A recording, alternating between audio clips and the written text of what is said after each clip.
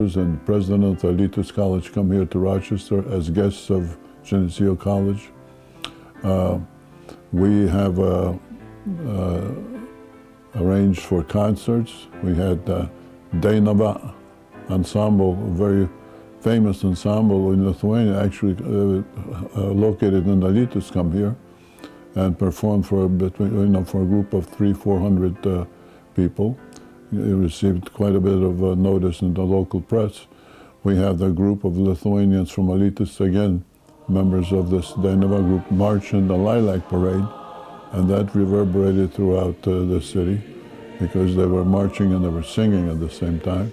We had a concert, a transatlantic concert via internet between the symphonies orchestras of Elitus young people and Rochester young people, and that really was extremely successful. It was held at Wesleyan College, audience of 700 people. In fact, the mayor was there, Miss Lovely Warren, and she keeps reminding people when we have meetings that she's the president of Sister Cities, honorary president of Sister Cities. She comes to the meetings and she always uses that concert as an example of people-to-people relationship. We also have business groups come here trying to promote their trade, their investments, etc. We have established an essay contest for students in Elitus High School, and we sponsor that. That's been very successful. We have various art and photo exhibits here and also in Elitus. So that's just a few of the projects that we have been involved in. This is my husband, August Najokas. We've been married 50 years. And in 1991, we went to Lithuania and realized that when the Russians got out, that all these organizations that depended on help would be broke probably and not have any resources. So when we came back, we talked to Father Gintras, Jonakas, and he said, "We'll do something." So we did. We started raising money, first of all, for shipping costs and collected clothing and shoes for Lithuanians in orphanages and nursing homes. And that is what we did. We shipped clothes over for all those years until we moved to Our Lady of Lourdes. And at Our Lady of Lourdes, we didn't have the space to collect the clothes. So what we came up with was a shoebox. Everybody would fill a shoebox, and the Elitus Sister Cities Committee together helped support it. And so for quite a few years now, we've been collecting shoeboxes from St. Anne's, Our Lady of Lourdes, and St. George parishioners. And then we ship them out to the orphanages in Elitus and also the nursing home in Elitus. And what has been the response from Lithuania? Yeah, very, very positive. Each year they get the children and the parents together and have a party and hand out the boxes. And as one person said here, I think it was Birute Litvinus said, "You know how special that box is when it comes to you from America." She said, "I remember opening my box and having a pencil and a piece of paper in there, or a tablet." And one of the ladies told us about a little girl who said, "I'll open mine at home when I'm all alone." So we know it's special.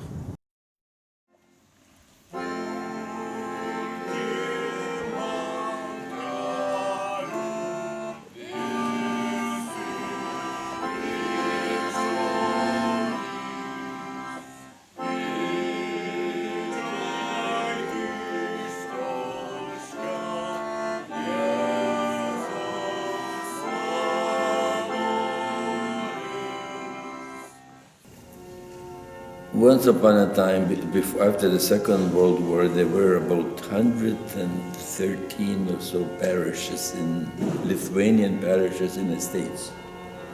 That's like almost every town, every big town had a couple. Chicago has about 13 parishes. When they came to the States, they went, they, all the immigrants follow the same pattern. When somebody goes someplace, then people follow the one who is leading.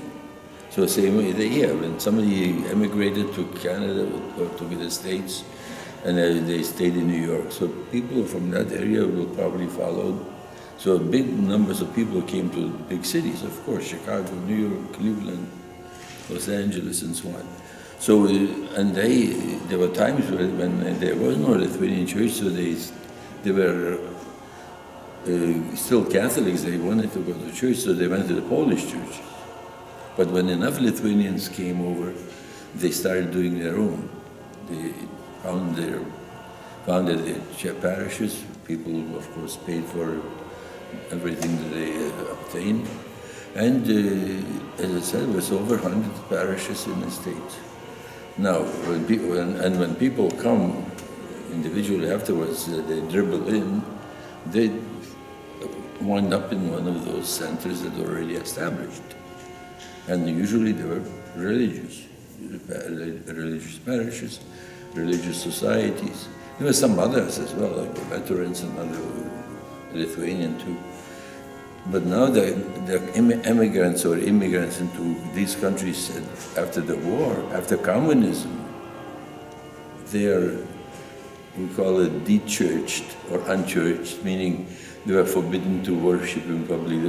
Their parents went through a lot, but this is the younger generation that were more influenced by the communist rule for 50 years. So when they come now, I would say a very small percentage that winds up at the parishes, because church has no real influence on them or value. Well, Rochester is close to me because we helped this parish, St. George's Parish, in while their pastor, Father, the name escapes me now. No, before the pastor that died. Mackavich's family was the parish that produced 2 priests, but they were living out other jobs. The Lithuanian parish was run as a Lithuanian parish by Bakshis, the founder, and then other pastors came. And then the pastor got sick, and he died in 1971. And we were asked to take over the parish. So in 72, in April, I came here to Rochester as an assistant to Father Bernardine. And I worked for a year or so, then Father Bernardine got sick again. So then they appointed me in April, well, I'm not sure exact date, but at the beginning of 72, then I was pastor until 73, in the fall of 73. Then I went back to Canada again as a pastor there. And our Franciscans worked in this parish after me for another, I would say, maybe 10, 15 years. And then, of course, the Mackavich's brothers who were working in other places and went into what you call it, retirement, then they came back to St. George's. And those 2 priests were working and taking care of this parish until they both died. And when they both died, the parish was already getting smaller as well, because the numbers were dwindling and the last generations were already passing out. So they were looking for priests, and they can't find any. That's a problem today. Lithuania itself does not have a surplus of priests, but outside Lithuania, all the generation priests are all gone. So, of course, the number of parishes is also down perhaps to 1/3 or 1/4 what it was before. So we are having a problem with supplying priests for parishes. Of course, it also comes down to, if you invite a priest, you have to have enough people to provide him with living, meaning quarters and food and place to stay. And that's not easy when the numbers are down to 50 or 60 or 70 people.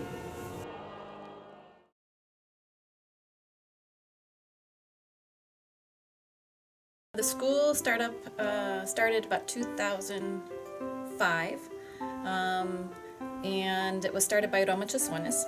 She thought there was a need to bring back a Lithuanian school, and so she put her own money up to get the school started and invited some teachers, and we started with maybe about 20 or 25 students. And how many students do you have enrolled now? Currently, as of today, we have 17 children and 17 adult students. The Gudviska School gave us some funding to help run our school, and so to honor Eddie, that we decided to name the school after him. So it was after our second year of school, then we named the school after Ed Gudviskas. Pianoleka. Number 12 is Trileka. 13 is Trileka. Number 14 is Katoroleka. Number 15 is Penkioleka. Penkioleka. You guys are getting fuzzy in the middle. Number 16 is Shesholeka. Okay, the next one is number 7. It's Septina. Can you say that? Septina? Septina. Very good. Very good. Ishvelot and Smelo. Ishvelot to bring him on the sand. Negivai. Not living. Dead. Ye. Ishbuchante. Can you say that? Ushbuchavus. The wave did what? Palangoi. Aukštel pušino. Išvilioti ant smėlyno, negyvai jį išbučiavus. What's Palanga? Well, we've been working for 3 years now, and we have 20 to 22 people who have come. Some of them are married to Lithuanians, some of them are great-grandparents, some of them just discovered. They're born-again Lithuanians, and I love it. So half of the program is about history. This year we're concentrating on the 100-year anniversary of Lithuania's independence, and the other half, Giedre works with grammar and the language.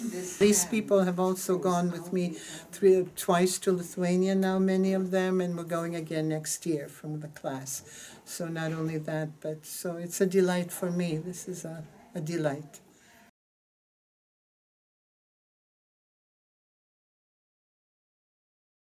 Joninės is a St. John's feast, so also called as Rasos Šventė. The Rasos Šventė would be a water drops. How do you say in English? The dew day. So it's the solstice of the change of the half of the coming from winter, so spring to summer. Change of that, the longest day and the shortest night. And so what you do is, it's a lot of traditions, and some of them I'll tell you, is to wash yourself off with the water, to clean yourself, St. John Day. That's one of the things when you walk through the gate. And then dancing, music, food, as rich as possible. Delicious food has to be served that day. So then what we do is we play games, then we sacrifice the fire, Gabia, then we jump over the fire for good luck. So people have to wear no shoes and they have to jump over the fire to wish the good luck for the year. And then we make wreaths, which is really important. So then you're supposed to let the wreath go on the water with a little candle in the middle. again, cleaning yourself, just letting things go and learning the new you for the year. So it was just kind of one of those traditions. Also, you take a wreath and you throw it on like a long, tall stick, kupole, which is we build, and if you get hooked, you will get married. So if you hook the wreath on this stick over there, you'll get married.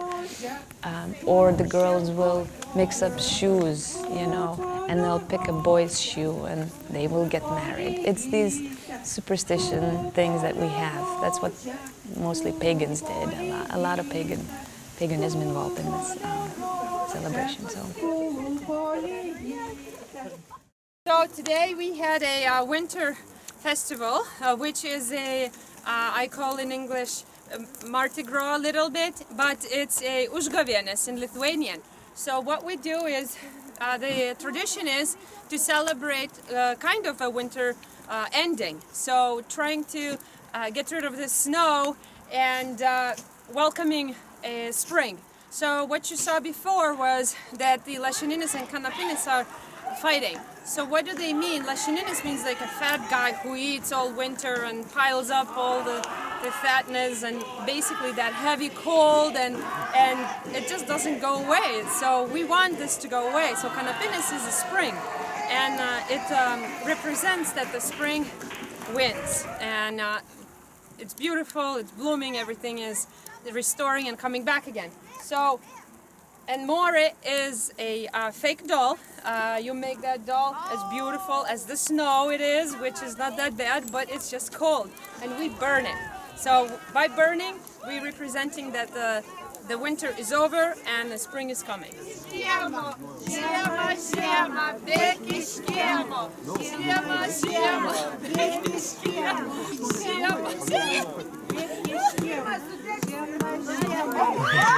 That's okay. See, they're already interested in these folks. These are the goose eggs. Oh, I've never seen that. Yeah.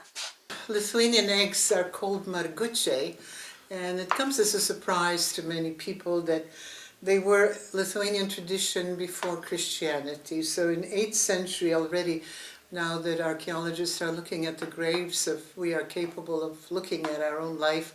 After all of 50 years of Soviet occupation, we can open up and take a look at who we were.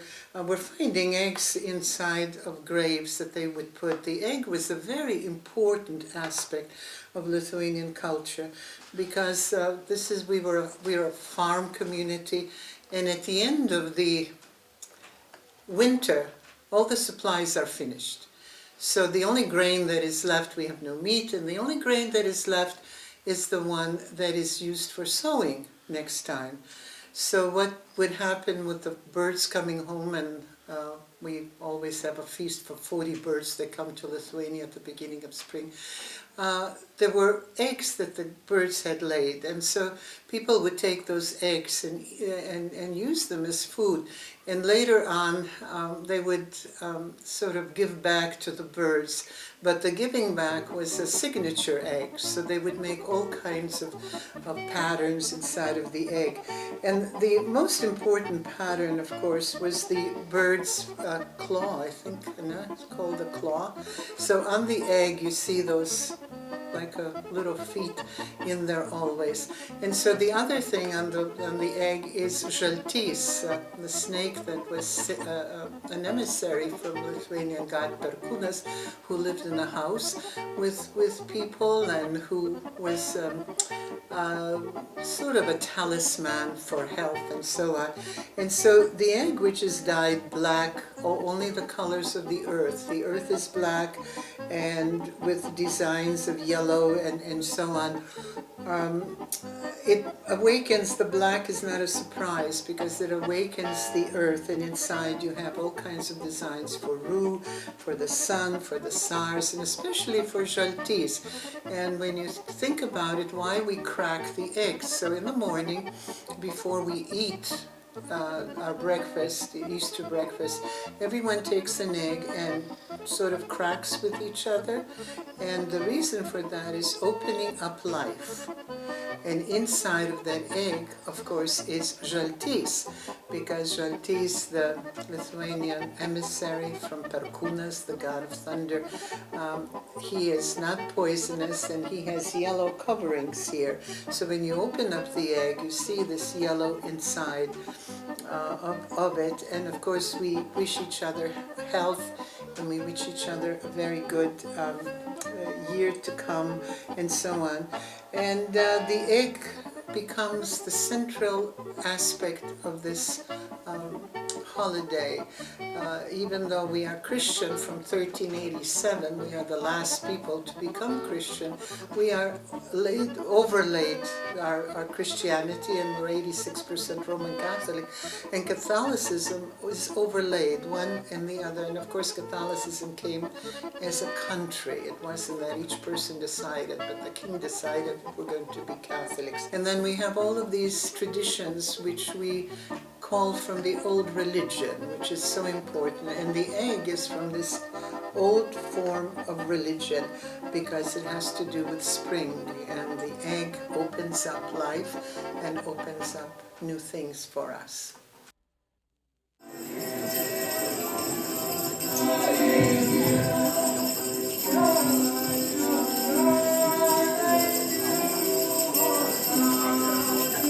It is my great pleasure to again welcome you to our annual gathering to celebrate Kūčios, the eve before Christmas, which for all Lithuanians is the most important, most sacred moment and observance of the year. The name Kūčios comes from the Greek word kūkia. It means a dish made of grains and honey that is served during a family gathering. It is to this family gathering that we welcome you. Lonely planet, Lithuania is the most mystical country in Europe. To truly grasp the meaning of the word mystical as a reference to Lithuania, to understand how it pertains to that which means spiritually significant, one has to sit at the kūčių table in the Lithuanian home. For us Lithuanians, whose ancestors have lived near the Baltic Sea for more than 8,000 years before the birth of Christ, who speak a language which linguists say is the oldest and the purest surviving proto-Indo-European languages, as archaic as Sanskrit, the mysticism of Kūčios comes from the intertwining of thousands of years of our ethnic traditions with the birth of the Christ child. In this we find who we Lithuanians are and what is our moral and spiritual value. Because we are the last country in Europe which was from the Baltic Sea to the Black Sea, we were the last to accept Christianity in 1387. Remember, Notre Dame was built in the 1200s. Our Adventus, the Latin word for preparation, the Greek word parousia, and pasiroshimas in Lithuania meant that before Christianity, we, an agrarian nation, closely tied to the nature, for centuries prepared for the return of the sun. It was on winter solstice, December 22nd to 28th, imprisoned by this winter, that started the return of the sun.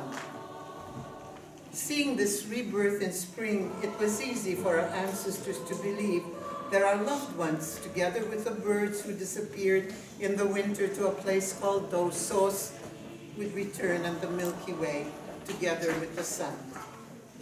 The whole emphasis of Kūčios, therefore, is to embrace our family. On this night, every Lithuanian makes every imaginable effort to return home. There is no greater sadness than not being at the kūčių table to share the Christmas wafer with those whom one loves. It is on this night that we believe that the boundary between those sitting at the kūčių table and those who have left us to live in Dosos disappears. On this mystical night, we place a candle in the window to light the way for those loved ones who are trying to find their way to our table, and for those who have no family to return to. Our tradition tells us to hang a straw bird above the table to remind us of the long journey made by our ancestors on birds' wings, to place an empty chair at the table and a plate with a branch of the fir, evergreen and symbolic of eternal life, to remember all of those who are not with us. What sorrow the empty chair must have represented, knowing that someone who was loved was alone in a foreign country, in a refugee camp after the Second World War, in the Gulag in Siberia, or in the forest as a freedom fighter. The most mystical country in Europe, on this night, intertwines the thousands of years of her agrarian traditions with the miraculous birth of the Christ child. The white linen tablecloth holds a branch of the fir tree, Plotkelis, the wafer symbolic of that which Lithuanians hold most precious and sacred, duana, bread, and a crucifix, which tells us of rebirth, that as we in nature are reborn, we know that we will be reborn again. Mūsų kraštas Lietuva. Sakė tėtis ir mamytė, mūsų kraštas Lietuva. Ženk sūnau, iškėlęs vytį, ten, kur Baltija melsva plauna žemę gintarinę, dieną naktį nerami, kur didvyriai už tėvynę žūsta laisvę gindami.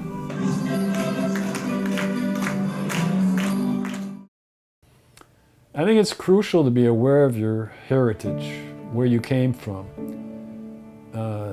Learning Lithuanian language, knowing the customs and the traditions to carry it on. I hope my children do. They don't speak much Lithuanian at home. I wish they did more, but we're encouraging them to do so. My daughter graduated from Lithuanian school, and she did speak at the commencement, and she did a very nice job. She's very proud to be Lithuanian, as my son is. He loves sports, he loves the basketball teams. Anyone that does anything, so I know people that all they want to do is Lithuanian folk dancing. They don't want to get involved in politics, they don't like it. But what's wrong with that? Not everyone can do politics. If you folk dance, you're showing your heritage. That's great. Just be involved, do something. At the Lithuanian school, the Krikščionys Dalaičių Lithuanian school in Washington, we have a lot of families where only one parent is Lithuanian. And that's just the fact of life. But the children are learning the language, the history, the culture. And when they grow older, they can go to Lithuania. They can see it for themselves. It's one thing to read it in a book, but actually to be there, to feel the country, to see the country, to meet the people. It's wonderful. I mean, when I lived in Lithuania, I met many foreign people coming there saying, "This is such a beautiful country. You are so lucky. And you are so lucky you can speak the language." I worked there. I worked at the parliament. I worked for a private American company there, a consulting company. I had a lot of, in fact, I was an interpreter for a modeling show there, fashion models, before I was married. And it was exciting.